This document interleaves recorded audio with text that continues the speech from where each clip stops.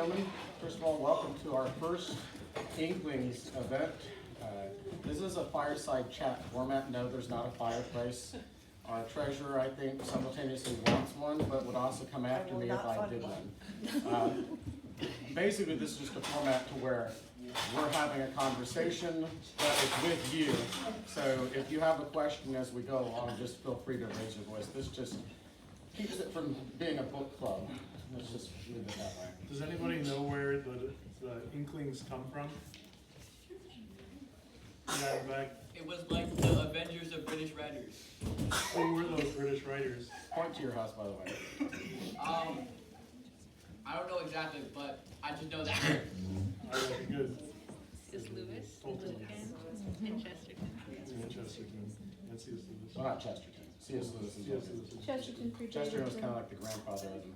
Well, this is the Inklings. The primary purpose of the Inklings we have, and we posted it with our announcements, is the main purpose of this. It's based upon the spirituality of the Word on Fire ministry of Bishop Barron, of St. Paul at the area of Pegasus. I'm going to read a quick scripture verse here. St. Paul is at the area of Pegasus. It's a mountain inside of Greece where on the mountain there are the different statues. And actually, I won't even read it, I'll just say it. But there's a series of pedestals, and each one of them has a Greek god on them. And there's one last pedestal which is empty. St. Paul uses this as an opportunity to convert the Greeks. He doesn't use it as an opportunity to condemn them. He could choose to say, these are pagan gods, I renounce you. Instead, he says, this unknown God that you have is the God of Abraham. This is the God of the Jews, the God of Jesus Christ. So that's really what the premise of Father and I are doing here with the Inklings, is just the Word on Fire Ministries calls it the seeds of the Word. Bishop Barron goes so far as to say, if the evangelist exercises his analogical imagination, he can see images of Jesus and Superman, Spider-Man, and Batman. He can discern a powerful teaching on the danger of concupiscent desire in the Great Gatsby. He can appreciate one of the most textured presentations of Christian soteriology in Clint Eastwood's Gran Torino. Are any of these adequate presentations of the Word? Hardly. But they're all semina verbi, or seeds of the Word. So that's what this is. It's finding the seeds of the Word inside of the Christian culture around us. So if Jesus Christ can be found in Spider-Man, I think he can be found inside of Harry Potter. So the goal of this is really threefold. It's either, there's three options here. Either J.K. Rowling knew what she was doing. J.K. Rowling didn't know what she's doing, but she's the child of a Christian civilization and can't help herself. Or I think it's a little bit of both. Or both. Or a third, she didn't intend it at all, and it's meant to be a weapon for the forces of evil, but we can find the analogies in it to convert the world around us.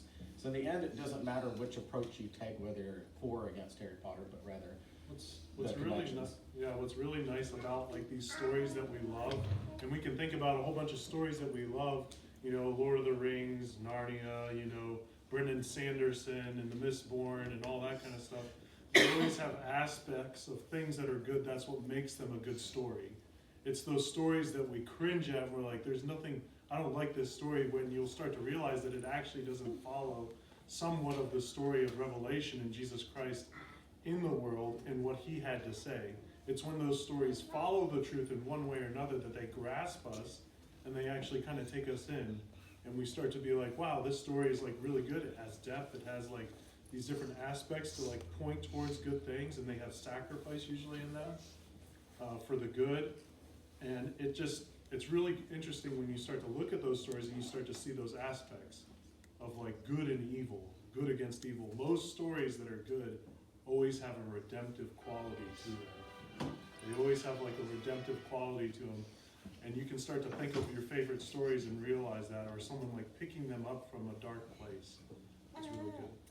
So the mission of the Chesterton schools is to foster a culture of life by forming a new generation of joyful leaders and saints, educated in the classical tradition and grounded in the truths of the Catholic faith. Is that me reading a by statement so we actually plug Chesterton short? But the key word here, I think this is where this is born out of with Father and I, is joyful. leaders and saints. Not saints that sit there and frown on certain stories, but saints that joyfully look for any seed of truth that they can find anywhere. We also have Christy Lawson and Freeze to blame for this, because Father and I were riffing off of each other one day in the office about the Christian notes of Harry Potter, and I think one of them said, y'all should do this as a series. So if this goes poorly, go after those two. The one in the Hufflepuff scarf right now. So we have 3 talks planned. No, we're not going through each book line by line, but what we are doing is there's really 3 ways to talk about Catholicism inside of Harry Potter. One is just the general Catholicism within Harry Potter, which is what tonight's about. The other is about the Trinity within Harry Potter, which is very evident when you know what you're looking for.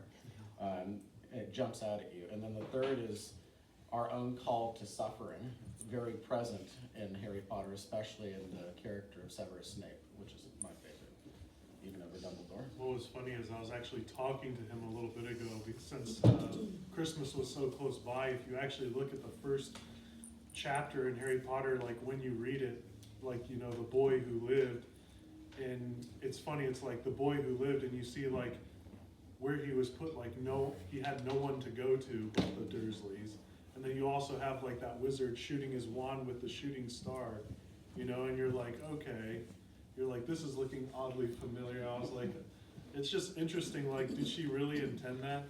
And like people that he didn't know were like tipping their hat to him, like in public places, you know, like the shepherds coming and like tipping their hat, and like the kings coming and bringing gifts. I thought it was just really funny, like when you actually look at that. Was it intentional by J.K. Rowling? Probably not. But like, it's really interesting that it was still there. Well, you see in the ancient pagans, especially in the 9th grade here for the students, it's called the year of anticipation for a reason. You know, and Pope Benedict talked about this when he was alive in his writings, that the ancient world, the pagan world, dreamt of God. It echoed everywhere. They couldn't help but dream of the God-man to come. So, you know, in this case, whether Rowling intended it or not, the one I like from that too is from that same scene. At the very beginning, it's very subtle, but there's the shooting star, but they walk around, and Mr. Dursley at the beginning of the Sorcerer's Stone is noticing these odd-looking people. And he can't put his finger on why they're odd, just that they're constantly wearing purple and green. They look funny, they talk funny, and I was telling Father that reminds me of the indelible mark of the Christian. We don't know why we look different or why we talk different, but we smell different. We smell like the shepherd. We smell set apart from the world. So We look a little odd. we do look a little odd. Says the man in total black right now. Act a little odd. To the world we do at least.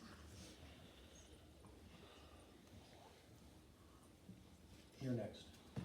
I don't even know like where to begin in certain circumstances, but I do like how you referenced like some of those places, like in ancient like human history, how man can't help but think of God in those areas, and just how you see that a good bit in like Harry Potter, and like the different like teachers and their mannerisms, and also like when it talks like about the ghosts and like a couple of the other things, and like the servants underneath and whatnot, and then also like Dumbledore. And so I'm just kind of curious. Well, I was mentioning with Father, I reread the books over the break, and something kept sticking out to me about the way the wizards and witches were referred to. It wasn't explicit, it wasn't evil or sinful, but they kept on referring to them as others, as not like us.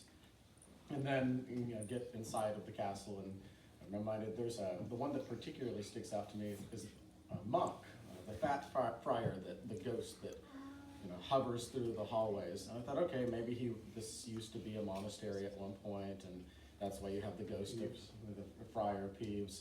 But then the fat friar mentioned that he hoped one of the students got into Hufflepuff. By the way, Hufflepuffs unite. Mr. Summers is in book 4 by name, by the way. All right. He tried to reach into the goblet to have his name cut in the goblet of fire, and it backfired. So I'm in good company with the Weasleys. But But that friar mentions when he was in Hufflepuff, and that's what really struck me, because how could a friar, how could a Catholic, if this is really about magic and not an allegory for something else? It's either strictly meant to be Catholicism or magic, and we could accept that Rowling is a bad writer and inconsistent there. But there's tons of traces that we can get into in a few minutes about how she's not.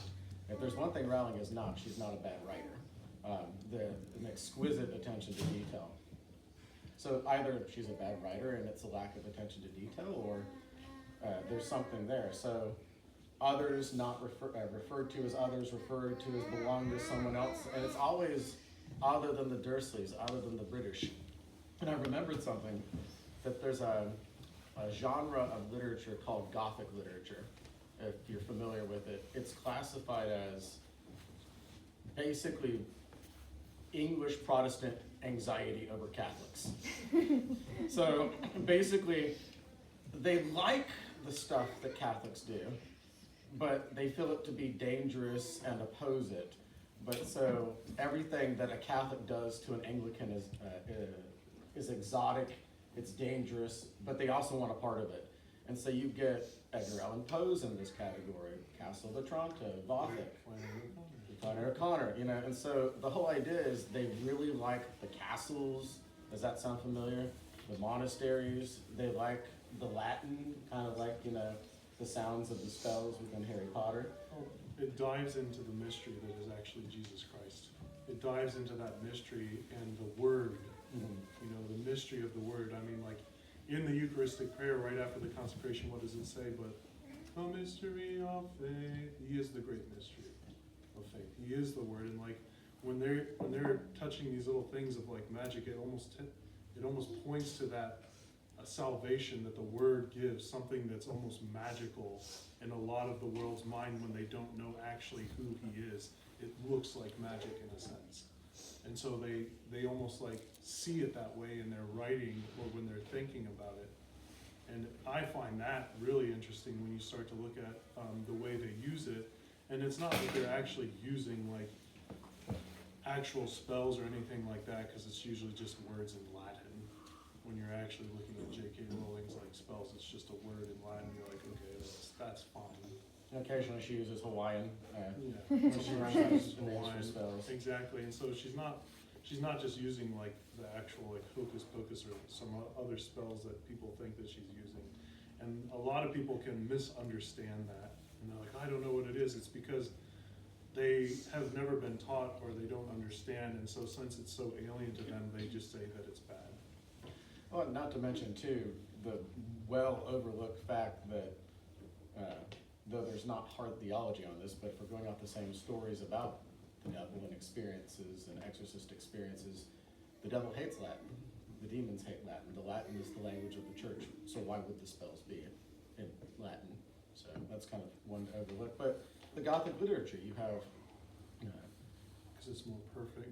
Latin is better just because it's more perfect in tone to what actually came from the mouth of the apostles and of Christ. And so there's more of a fullness of the meaning behind the words in the Latin than it passed down certain translations. So inflection matters. Yes. You mean intention matters. Intention matters. So you have the English attracted to, but you have the English that are opposed to but attracted to the Catholics and to the Europeans. You have the Muggles that are attracted to but opposed to by the Wizards. You have the Anglicans that like the castles and the monasteries. You have the Muggles that like the idea but can't. The whole thing is basically Rowling rehashing Gothic literature 200 years later. So it's just this love story of really never being able to leave Catholicism, but it's veiled in magic in this case. So it has like a beautiful innocence to it, actually. It's like not aggressive like magic. It's like an innocence in the magic, in the stories of Harry Potter for the most part.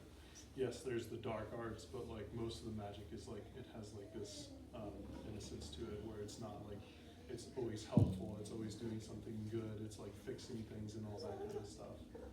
But you can always use your will, obviously, for that. You can always twist things that God made for evil. Again, it goes back to that intention. Like, what was your intention behind it? And you know, that goes back to like the qualities of sin. You have to want to do it, you have to do it, and you have to know that it's bad. And so like, it goes back to those intentions in a sense. But you see it a little bit in the magic in Harry Potter, but it's not like in an evil way. It's just like the way we understand sin and whatnot. Well, even I our found own that world, interesting. even our own world, you have prayers and curses. You have the heart's intent. You can will ill even within a prayer. So in this case, it's not the medium that's the issue; it's the intent behind the medium that's the issue. So. Exactly. So it's actually not hitting anything too much new. Well, that's actually kind of a nice spin-off for what I had here. My favorite part when I was rereading it this last time over the break was when he's at Ollivander's wand shop, which there's a little detail behind the date there, if anybody's curious. So, What day did he use? I actually read that chapter today. so there's a form of magic back, or divine magic back in the pre-Christian era known as theurgy. And so the sacred city of Thebes was destroyed in that year. And so what had been, 327 BC? that's, you're thinking, That's how long his wand shop's been around. it was something 327, but you look at the date, it's the last day that there was group worship. There was liturgy in the ancient world. And so it was kind of like a religious scattering of the Tower of Babel. So at that point, it was to each his own, and therefore people took up wands. So yeah, but she definitely has no attention to detail whatsoever. Yeah. So, but you look within the wand shop, and anybody, a little Harry Potter trivia. What's Harry Potter's wand made out of? Phoenix feather. That's what's in it. Come on, yes. Holly. Holly, and what's Voldemort's made out of? Oh, she's good. What's the same phoenix feather? And what's in both of their core? The same phoenix feather from Phoenix Thor. feather. The same phoenix feather. Yeah. So, this is my favorite part, and this is not pulling it too far. Every color, every substance has a symbol to it. Not pagan symbols, but symbols. So much so that some nerd wrote a whole book called The Dictionary of Symbols, also known as the Symbolon. But the U has always been a symbol of death. All right, so it's a tree that when it dies, you won't know that it's dead for years because it dies from the inside out and remains hollow for years. So it cheats death. It tries to remain alive. Sound like anybody you know within the stories? All right, and then you have the holly. The holly has traditionally been a symbol of Christ because of the points of the holly represent the crown of thorns and the berries represent the blood, but it's about renewal of life. It's about resurrection. So within both of them, within the two wizards, you have a choice. You can either commit to Christ and live again. It's a life from outside of you, or you can try to cheat death and be your own master of death. And that reminded me of Moses, because Moses inside of Deuteronomy talks about the two ways. You know, if you have that famous pro-life bumper sticker, choose life.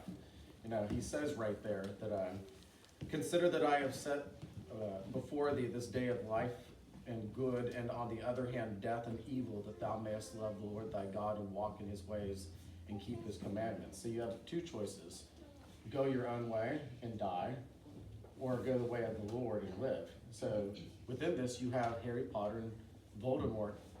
It's not just a little bit Christian, it is the way of life. It's choosing the way of life or death. I always thought it was really interesting that kind of hits on that, and I hope I'm not jumping to one of our other talks. But how you've all read Harry Potter, yeah? Who hasn't read Harry Potter in here? Okay.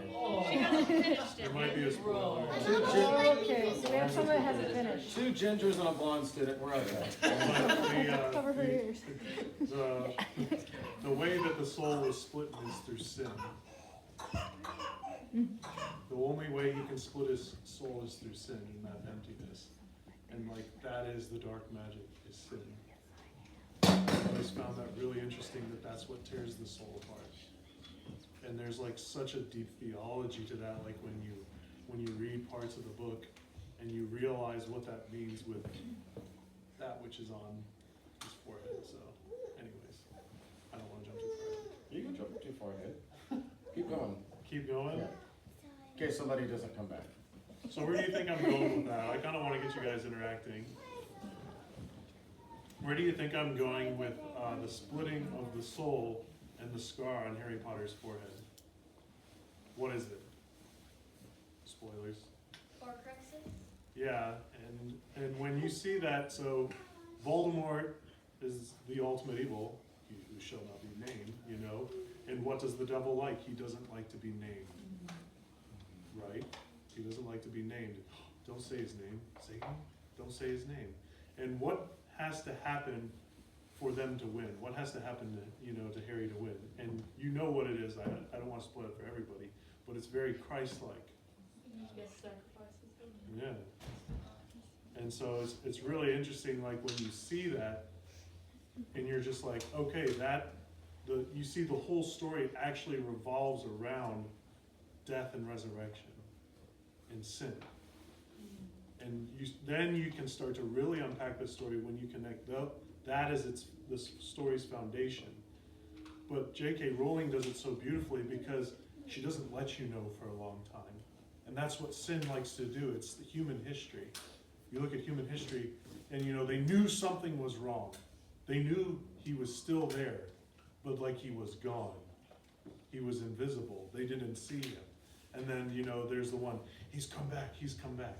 He's come back, he's come back. And you're like, oh, I really see now. And there's many moments where he thinks he wins. When he hasn't, It's really interesting. We're going to have to unpack more of that on another one. I'm getting too far away. You're okay. I'm too excited. One I liked as well was rereading where Hagrid was telling Harry about the circumstances of his orphanage, of losing his parents, and again, may just be the Christian imagination, may just be a product of it. But out of curiosity, how old was Jesus when Herod sent out for the slaughter of the innocents? Anybody remember? 2. What? 2. I heard 2. Okay. How old is Harry when Voldemort comes to slay his parents? 1. 1.5, actually. Almost 2 years old within the story. So there's the Herod-like situation even there. Voldemort is in the place of Herod within that story. It's these not coincidences. He knows of Herod knows of a prophecy that will undermine his leadership, and he seeks to slaughter the innocents. Voldemort knows of a prophecy of a chosen one that will come to undermine his conquest, his taking over, and he seeks to go out and slaughter him at roughly 2 years old as well. So One of my other favorites, though, about like the splitting and like what he puts his soul in. Do you ever notice that it's like objects somebody actually said it was funny because and like crown jewels and like the like very important things? Like he puts it in it and he tries to put it in a book, in a diary, and then like ultimately, what does he accidentally, but ultimately what Satan wants to do, but put it in us. or not to mention the fact that death is put upon Harry, but because death is put upon him, he takes upon that death. He's able to then redeem the story by the end. Christ takes on our sins in the baptism of the Jordan. He has that scar, Shout that out to indelible this mark weekend. with him. So. Was that? Shout out to this weekend Out to the for his weekend. baptism. Funny note, somebody said if you notice all of Voldemort's Horcruxes look like something a teenage girl would hold on to. So think about it. Locket, diary, Snake. snake. Oh, okay, fine, not that one. The rest of them. No, Mr. Summer, a teenage girl would love to have a snake. Maybe it has to do with the Garden of Eden. I'm not even gonna touch that one over Maybe it there. has to do with the Garden of Eden. No, that's really interesting. Does anybody have any questions or comments or thoughts? Yeah, are there Oh, other I've got places? like a million things I could chime in on. Chime in. Yeah. Are there places where you want to like hash out like, is this an image of like theology, or is it just like something interesting that you've always wanted to converse about? What Or about a thing that you think is at odds, seemingly, or contentious with Catholicism. actual literal presence of Catholicism, like the Fat Friar Ghost, was we have St. Mungo's. We literally have a Catholic hospital that is just for the magic folk. There isn't another hospital mentioned. It's St. Mungo's, and there was a St. Mungo. It's based off of a real saint that really existed. Oh, and Rowling admitted that she pulled about a third of the names for the series from a book of the lives of the saints. For example, the owl Hedwig is named after Saint Hedwig. So Saint Mungo's is the same way. So just can't get away from Catholicism. Yes. Like in the last bit, when he's like in that like heaven-esque place, Yeah. and it looks like King Cross Station. I read the last book of the Chronicles of Narnia, and when they're all in that like place, and it looks like the place that they've been for like so long, but like it's happier and they can just do more amazing things. I just thought that was really interesting. That's my favorite line from the whole series. Is this real or is it in my head? And he's like, of course it's in your head. Why does it not make it any less real? So it's a very C.S. Lewis line if there's ever one inside. I also think what's really interesting at that part is what do you see on the ground?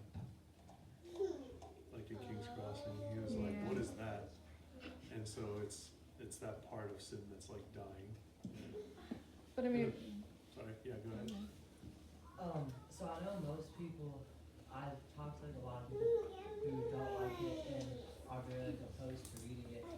And after I like, tell them all the different like analogies and metaphors and different like pieces of theology you can find in it, they sometimes they might agree like, okay, well, it's true there could be those things in there, but because all these, there's like obviously exorcists like Father Ripperger and others who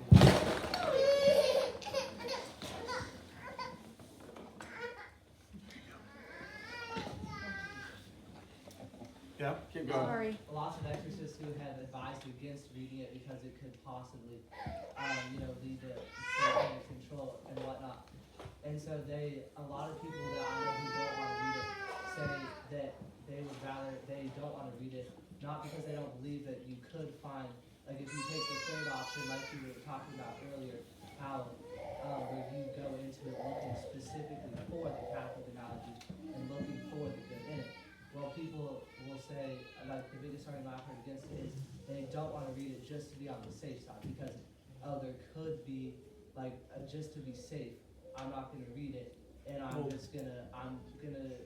go against it because I'd rather not take the chance because there's a chance, they think there's a chance there could be something bad in it that could affect it. So what do you say to that? What I say to that is like, you need to know yourself before you read any story. Any story can ruin you and change you in that way. So like, yeah, there's sin around us. And like, no, J.K. Rowling is not writing actual like Wiccan stuff in there.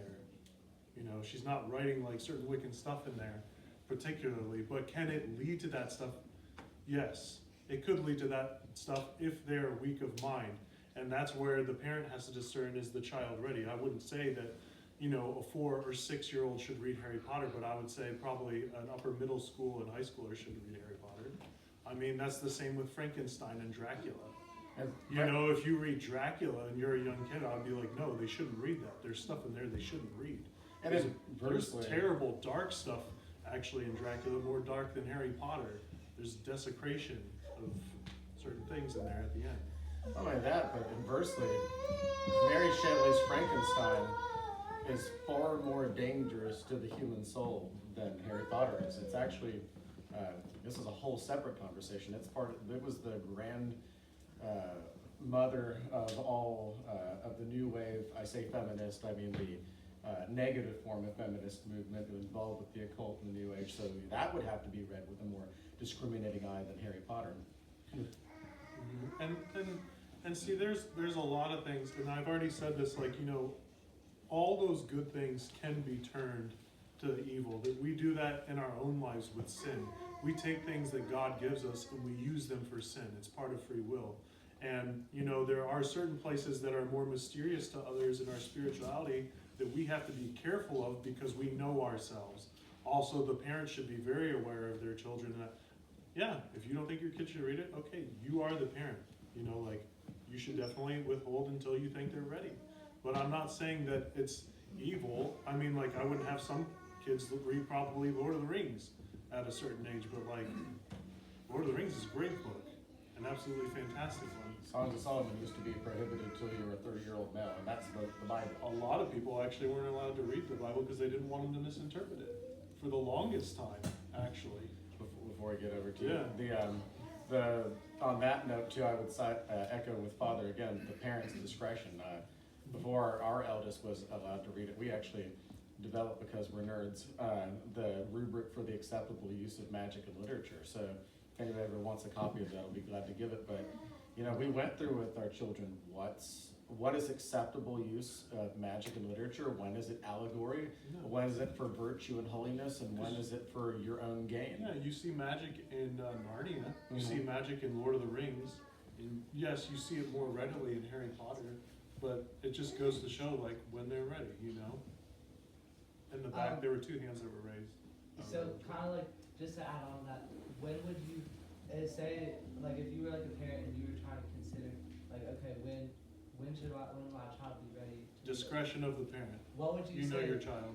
Well, what would you say, like, the biggest thing is, though, that you should consider?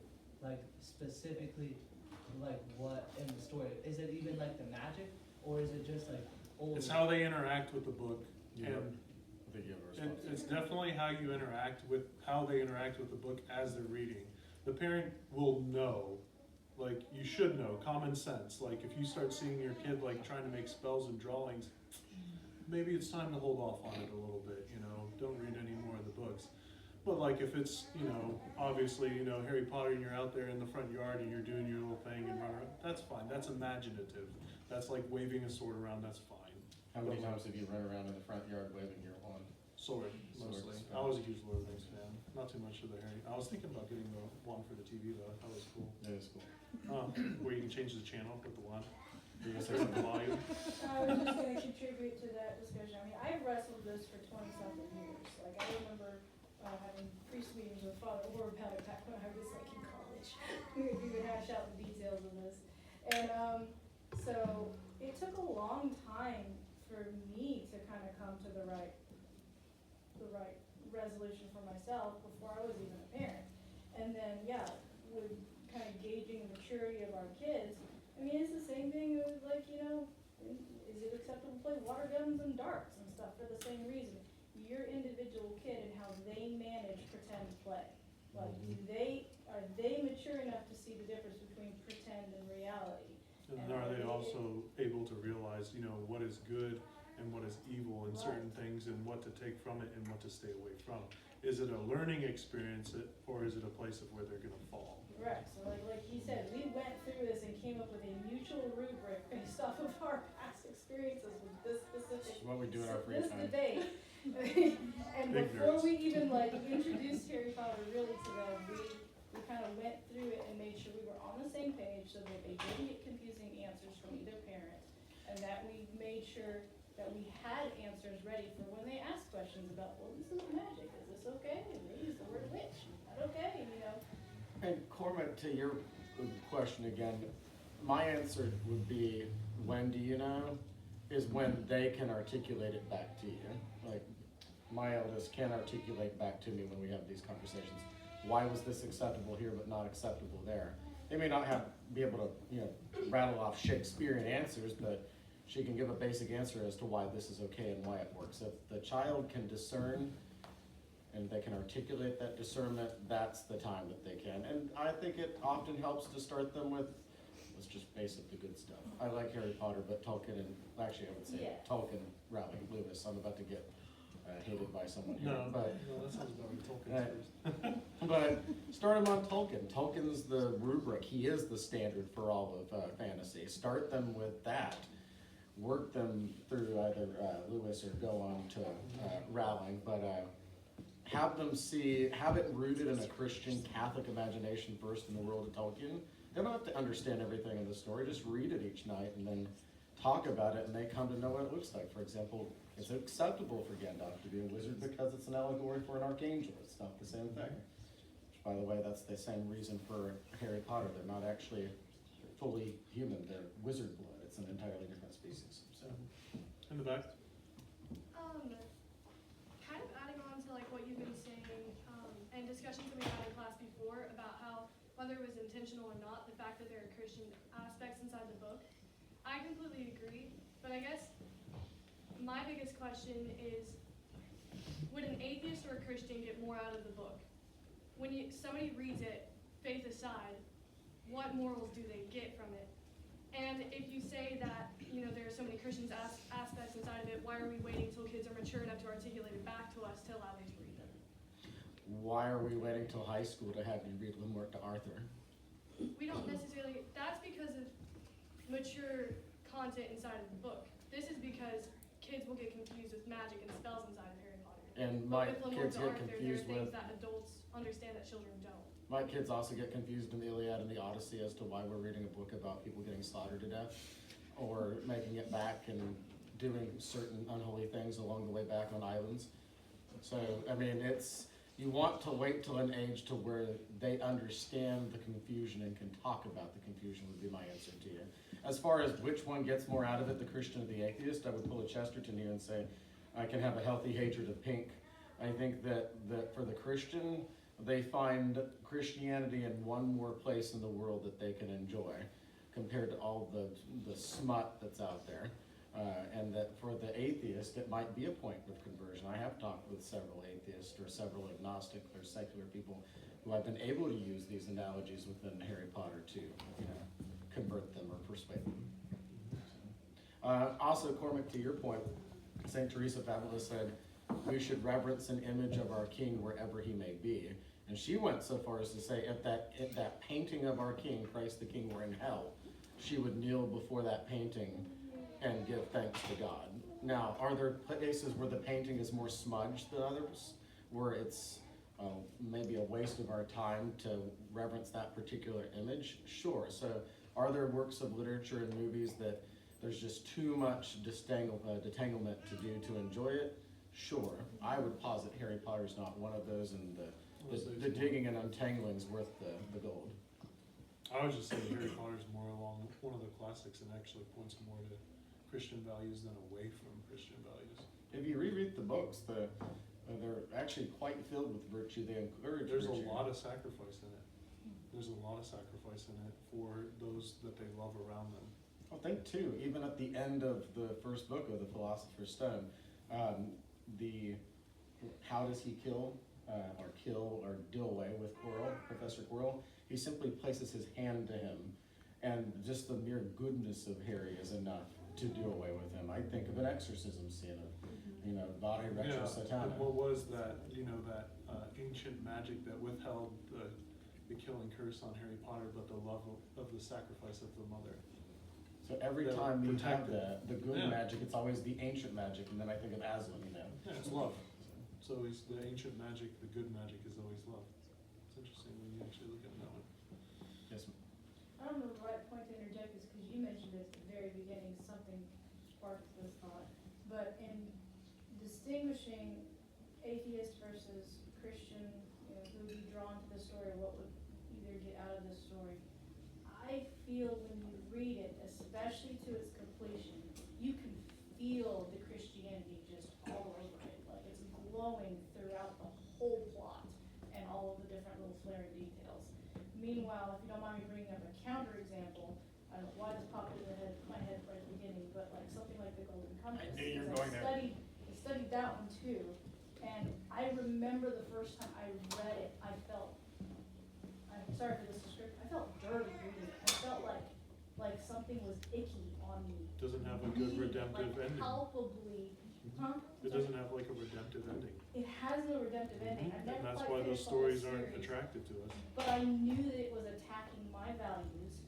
I knew that it was forcing me to root for people I would think were the opposite of what I should value.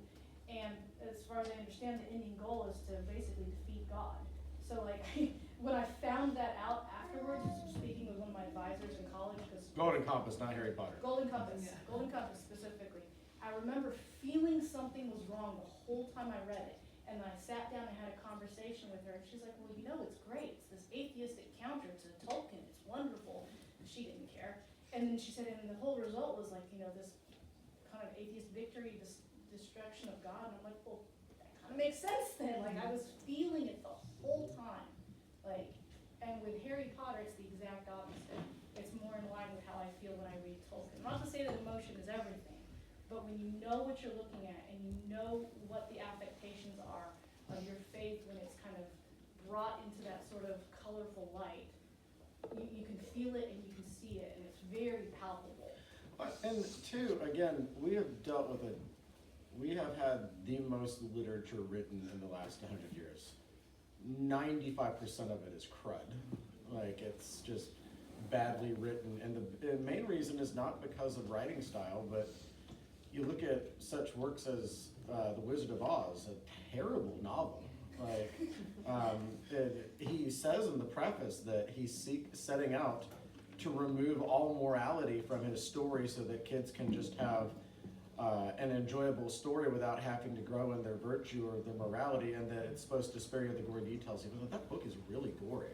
Like, so the Golden Compass, who deliberately goes the other way, and the opening lines of Harry Potter, though, you have the classics rehashed. King Arthur, and almost every reiteration, including the ones we read in class, Le Morte d'Arthur. What's his basic story every single time? He was born a king, but taken and raised by his uncle, unaware of his royal lineage, and he's humbled by it. He goes and fetches his cousin's sword so that he can try to go on his horse and pull the sword out of the stone. Just like a certain boy lives under the staircase and is unaware of his greatness and of being the chosen one for a decade, and it humbles him. So you see humility from the beginning of the story. You see self-sacrifice throughout the story. You see cleverness praised throughout the story. If you can't put yourself in a character's shoes in a book, you will not like the book. The more characters you can put yourself in their shoes and be like, that's a really good character. Why do you like that character? See, we can't help but do some like exegesis sometimes, even in regular stories. Like, what do I like about this character? Why? Because like they sacrificed here, or like he was a terrible person, and then like he changed when he realized he was wrong. And you're like, that's just so attractive. That's so amazing that he was able to do that. And then in the end, like he completely turned around and he was like one of the good guys, and actually the turning point for the good guys. And you're like, wow, that was amazing. Or some people that were humble that stayed unmarked. You're not spoiling the Snape. That's a separate I'm not. talk. Don't spoil my Snape talk. All right. Yeah. Can you expound a little bit more on how the Wizard of Oz is gory? I don't know, just going out on a limb here, him cutting his hand off, arm off while chopping wood, then them sewing it back on, then chopping the other arm off, sewing it back on, then the legs, then they eventually find his head that they have to sew back on. The way that they dismember the witch, with the actual dismembering within the book. The book's a lot darker. The book's a lot darker. The actual movie has almost nothing to do with the Actually, a original lot of story. those Disney stories are actually a lot darker too. Yeah. Like Sleeping Beauty and Cinderella. Those are actually darker stories, and Disney kind of made them a little more appropriate. A little bit more appropriate, but they killed the soul of a lot of those stories. But I hope that answers your question. That's one example. Without going into too much detail, the movie really has nothing to do with the original book. They actually go to the four corners of the world of Oz. Each one of the traveling companions of Dorothy becomes a king of a given land, either of the Munchkins or of the Yellow Men, not my words, of the North, and so on. But in each situation, somebody dies in the process or gets slaughtered. So you want some? The original book. Was that? I have not read the original book. If you want some nightmare fuel, go and read it. So it only takes about 3 hours to read. So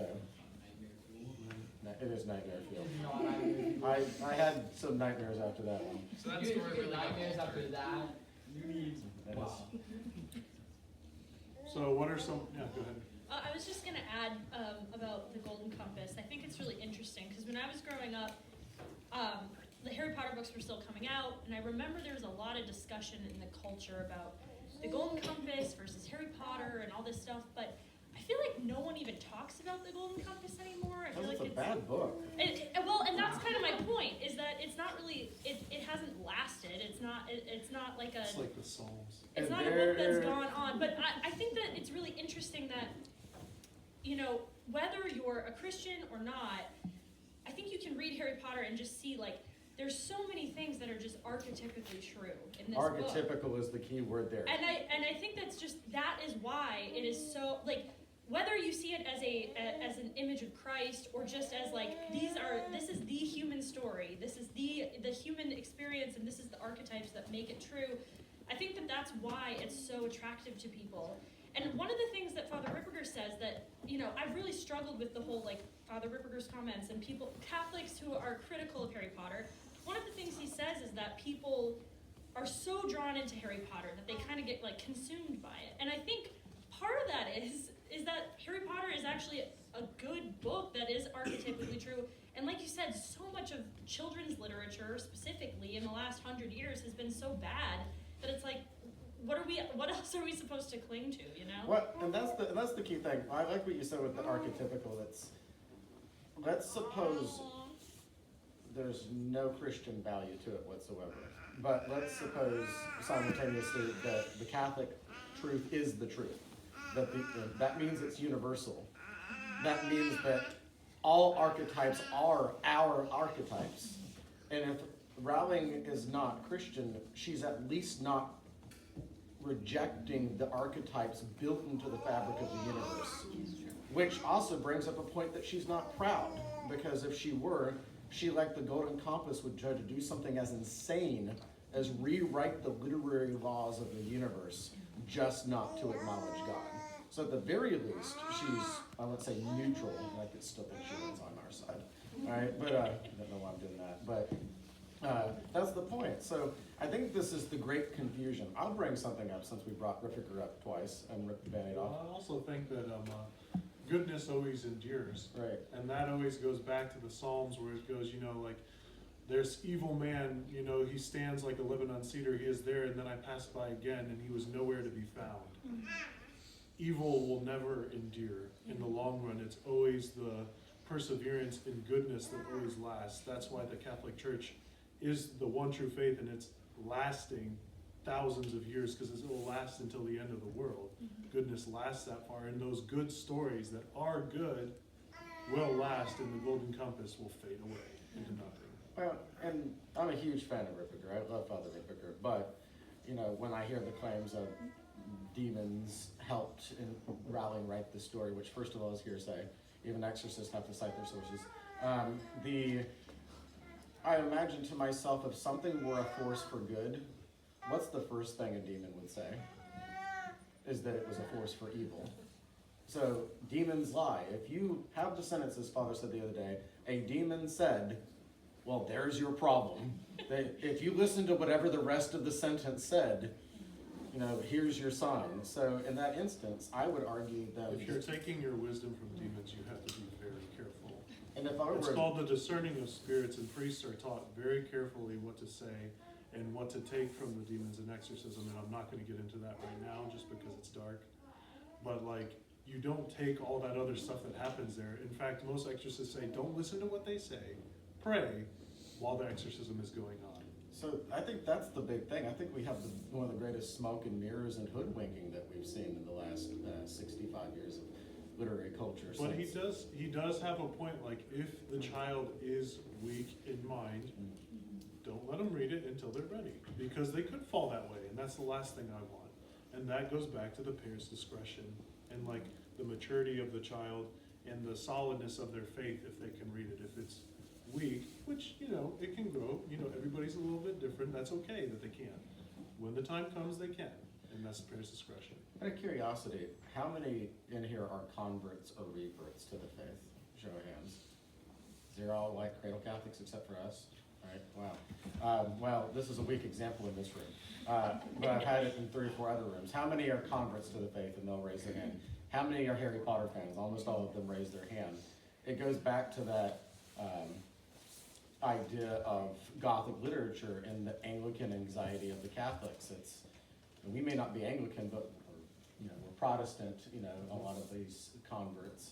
And so the great hole in the foot that we're causing, where we're shooting ourselves in the foot, is that Harry Potter is contributing to the evangelization culture. It's helping provide an allegory for the romanticism of the faith, the trappings of the faith. If can't be a wizard, but you can be a Catholic, all right? You can have the monasteries and the castles. You can have the prayers in Latin. You can have the stories of the lives of the saints. I always get the quote mixed up, but what is that really famous quote by G.K. Chesterton about dragons? Dragons exist not to terrify, but to show that they can be beaten. And he's talking about fantasy. Fantasy exists to show us that evil can be beaten. Most of those stories, there's a great bad, and then that has to be overcome. All those good stories overcome that great evil that's in the story. And that's what Chesterton is saying. He's like, they don't exist just because there's dragons. No, it's to show us that the dragon can be defeated. And that's also in reference to the fantasy. He does a double on it, and obviously the dragon is Satan. You're about to add something.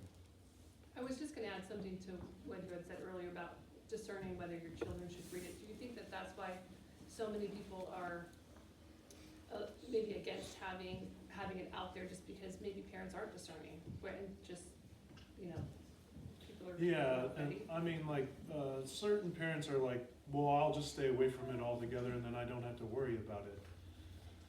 You can do that, but there's also like a cultural inside, like, I wouldn't say like inside joke, but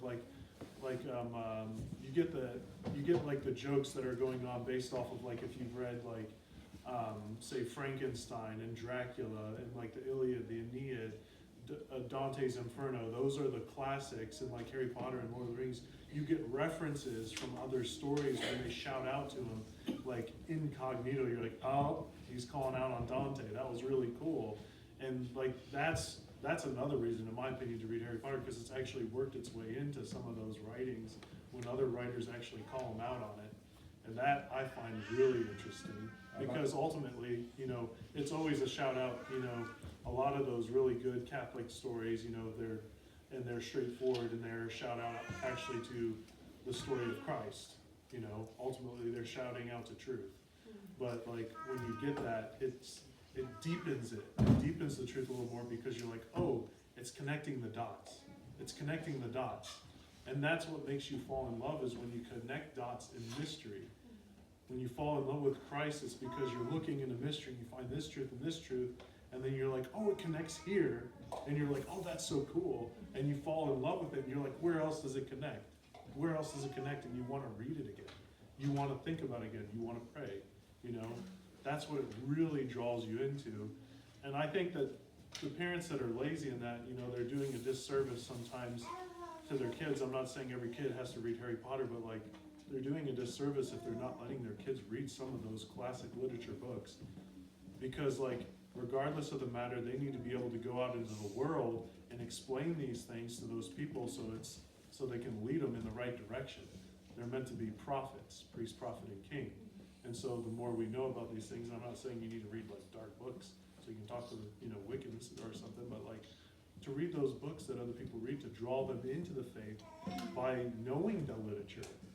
Like, what could you do if you have an atheist that reads Harry Potter and it's like their world, and they have wands on their wall and stuff, and then you've read Harry Potter and you're like, oh man, don't you love it? Like, when this happens in Harry Potter and it's a really Catholic image, and they're like, no, I never really thought of it about that way. You're like, oh yeah, and you like, you pick out the really Catholic images in it, and they start to see it, and you might not even mention your religion, and they'll just like see it, and they're like, why do you find that, and then you can explain to them maybe. Opens doors. That echoes to the Chesterton definition of classical education, which I love and hate at the same time. It's to get all the jokes, and there's great wisdom in that. To get the joke is to get the reference, the allusion, so it's to connect the dots. So as you said, there's joy in that. That's the classical education. That's what we do here. Echoing, kind of paralleling what you're saying, you're kind of spinning or stating it more positively. I'm saying it from a practical nature, or even a negative nature, of owning the narrative. Like, if you know that they're going to be exposed to it, it's embedded in, at least 2 generations now. It's gonna keep going. They keep remaking it. The stories keep being revisited. She's always in the political discussion these days. I love that there's an So, HBO like, remake coming. So like, it's not going away anytime soon. Like the Golden Compass has kind of gotten forgotten, but Harry Potter's kind of here to stay, so it might as well be on the parent to go ahead and jump ahead of the wave and make sure you are framing the story however you perceive it from a, you know, a guided measure for your child when they encounter it. Or else, yeah, they're kind of going, you know, some friend mentions Harry Potter, they start reading it on their own without any formation at all, or any context, they're gonna think whatever someone else tells them. So if you're beating someone else to the punch of how to own that story and couch it and give it proper context. John Senior talks about that in Restoration of Christian Culture, how there's two forms of censorship. There's censorship via blocking, and there's censorship via discussion. And ironically, we're talking about magic and the rest, but the older discussion for Catholics was, what do we do with the fact that the breadth of good English literature is Protestant? It's Anglican. You can't ignore all of that literature because it's not Catholic. And so the solution then is the solution now. You don't block the student from reading it. The opposite, you read it with them, you talk about it with them, you teach them how to navigate it. Jordan Peterson goes on about this. You don't make safe children, you make strong children. You cannot protect them forever. Which is exactly what you should be doing in the real world, is strengthening your child, not just like cutting them off from everything. You said, so that you can release them into the world. I make you fishers of men, not go stay on that nice warm ship. Yeah, yeah. Hey, that was today's reading. Hey, look at you. I totally knew that, yeah. I'd like to kind of get back to, if anybody's, does anybody have any images that stick out for y'all in the Harry Potter That you books? really like, I'm kind of curious. Yes. I'll admit to paint this, and I think it's slightly different in the movies. Sorry, spoiler. But the very last battle in the Great We're Hall. just not making it to that second talk without any In the spoilers. Great Hall, that is supposed to be kind of representative of the closest thing they've got to a church space. And is this filmed in an actual Catholic church space? The morning dawn sunlight cuts through his frames. Like, I could never remember whether it was more literal or if it was just symbolic. But the morning dawn coming up over the mountains comes through the broken stained glass window and obliterates his shape. Voldemort shape Voldemort specifically. You know what's really cool is like, when does the battle start, but in the darkest of the night? Something interesting too there, the first book. Most battles usually start in the night. You look at Lord of the Rings, and then they always, like the dawn comes, and you're like at dawn, look to the east. You're like, Christ comes from the east.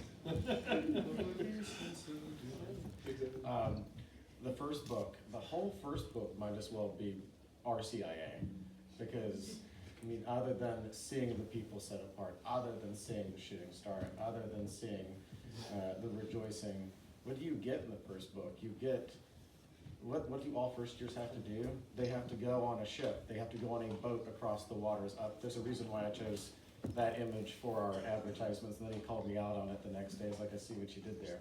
But the first years have to go on the water into the castle through a secret place, just like you have to go through the darkness into the water. So you see baptism. Every student is baptized into the school, into the castle. What's the first thing that they do once they're in the castle as well? They're sorted into their houses. It's confirmation. It's the strengthening of the Holy Spirit. It's them determining where they're going. Where does that all occur? It all occurs around the Great Hall, which is... the closest thing they've got to a church. There you go. So we even have the sacraments of initiation in the first book. So, and they have to pass through all those things before they can even start studying. I was actually thinking about it today, and it might be a stretch, but I was thinking, you know, he didn't deem equality with God something to be grasped at. And there's something about the humility of like Harry and then growing in wisdom in his first year that I thought was really interesting. Like when you really look at it, you're like, that might be a little bit of a stretch, but I also see it a little bit. And I kind of enjoyed seeing that for the first time in the first book when I was reading it today. And also like the image of like your Patronus and how it's like unique to you. It was like kind of like a guardian angel. Like it protects you from like all of the evil and the sin of like the Dementors. And also like Dumbledore's Deluminator. Like Ron had it and he could use it with like the lights. But like it's deeper meaning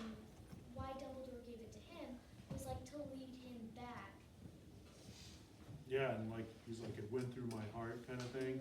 And how do you make your Patronus? What do you have to do? Say, expected Patronum. Yeah, but what do you have Think to of your happiest memory. think of your happiest memory? Oh, it's totally not virtuous whatsoever, no morality at all in the story. Or think too, with Ron, for him to be able to see the light of reason, to be able to be guided, he had to first be humbled. He had to first be brought to his lowest point. Sometimes we don't see the light until we're far away from it. So Ron literally experienced a dark night of the soul before he was able to use the Illuminator. Or what you were saying with the Expecto Patronum as the spell. It's expect your patron. It's literally the same word in Latin for your godparents, for godfather or godmother, patronus, patrona. So it's someone watching over you that is your spiritual mentor. Now, whether that's a godparent or whether that's a guardian angel, the idea is that's not a very demonic or dark and nefarious notion. It's interesting, like It's how prayer every time you say expecto patronum, angel of God, my guardian dear, to whom God's love commits me here.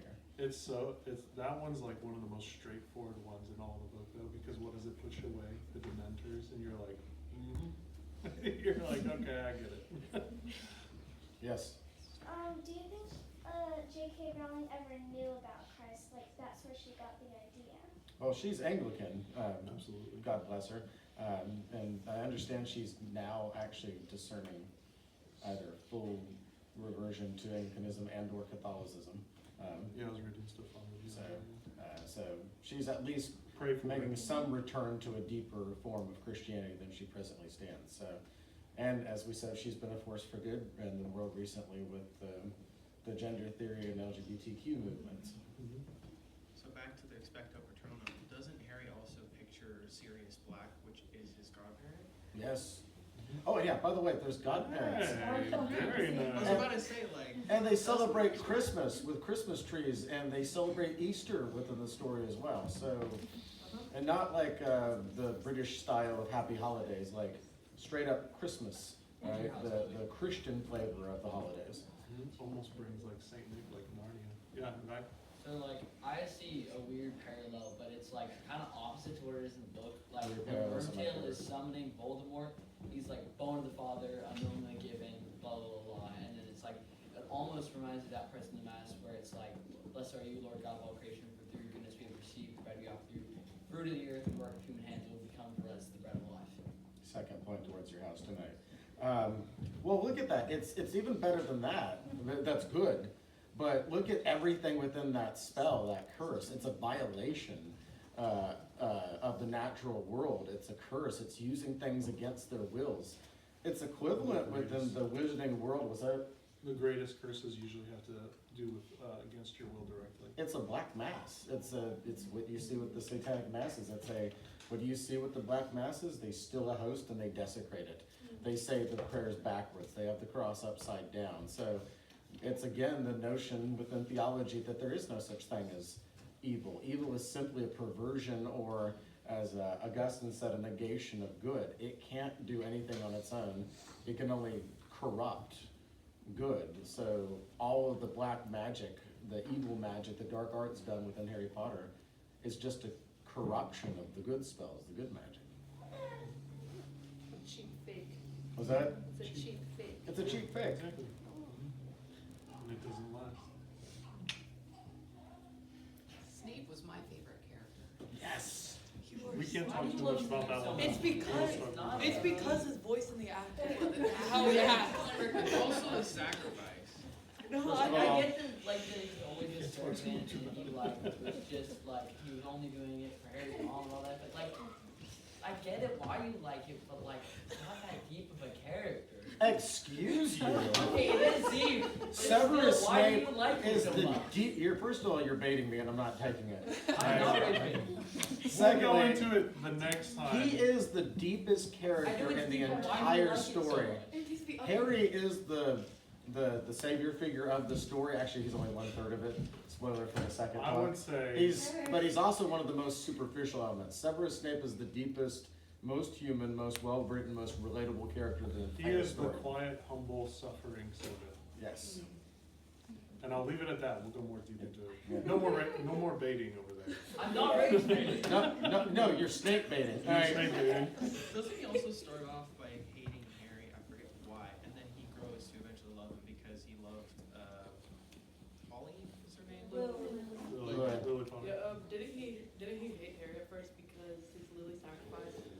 despised him, and again, going Because of back, his father. going back through, I looked specifically for that language. He never hates him, he despises him, or he doesn't want to look at him because he reminds him of someone beautiful and that he's the product of that beauty and that love. He's the love that he could never have.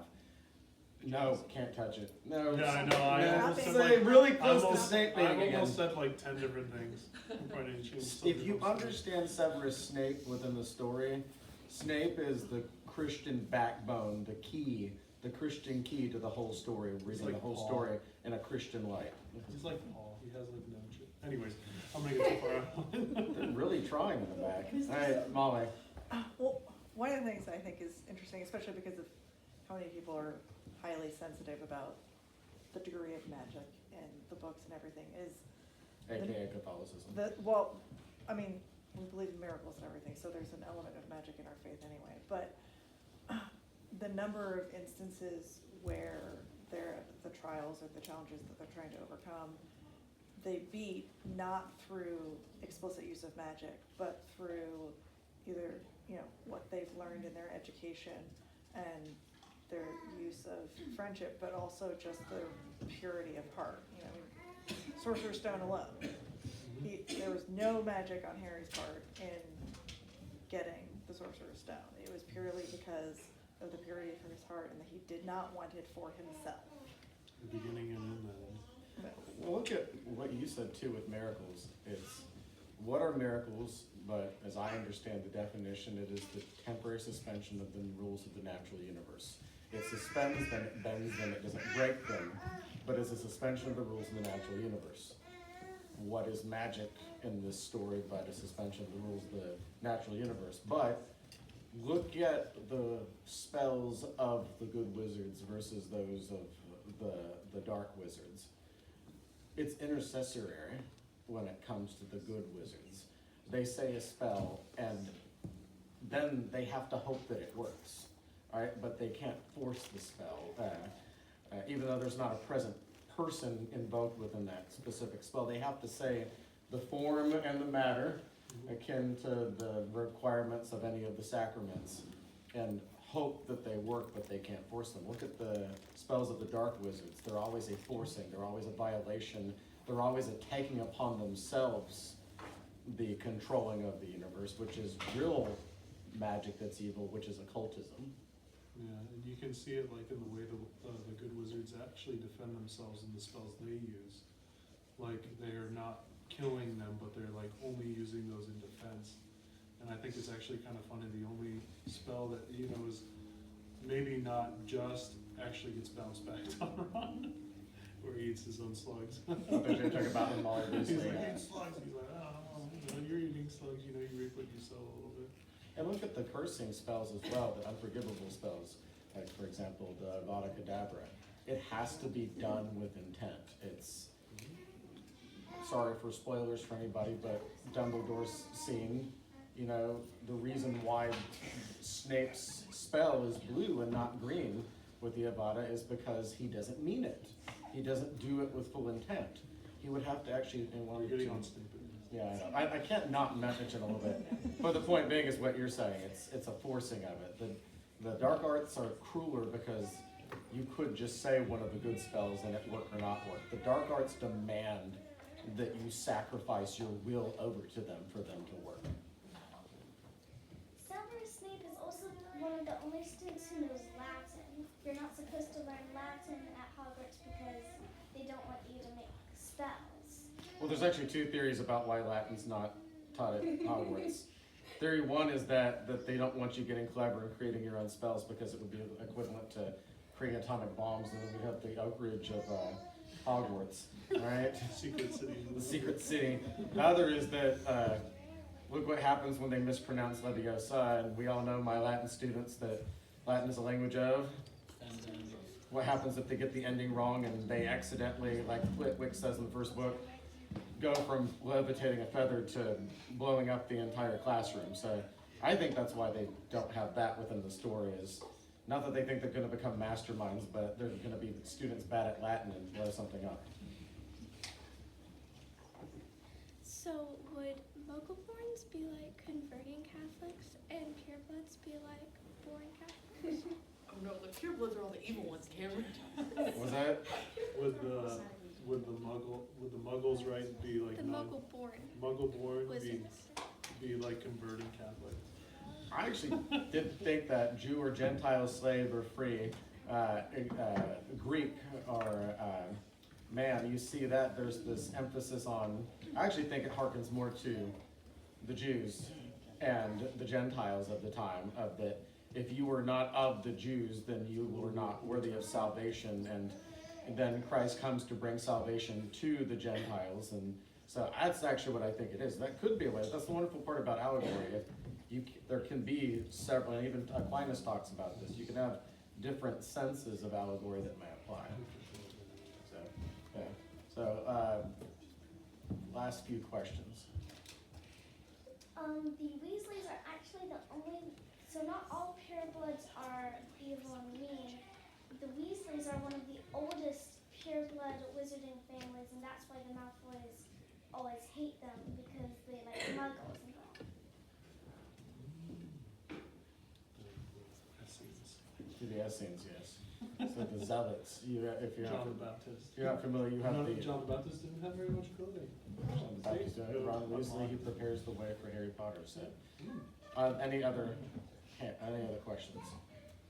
Yeah, Mrs. Summers. Just contributing, when I went through this 20 years ago, so there's an author called named John Granger, and he's coming from a Protestant perspective, but he had multiple books that just outlined so many chock-full details of like, oh, this character made this. The fact that Lily is his mother, Lily is a symbol of Mary, Annunciation, or the fact that Harry Potter's name is Potter, clay, so that he's the symbol of man, and man-made flesh and all of that. Like, so like, I highly recommend like, there's probably way more books now, and probably there's more from a Catholic perspective as well.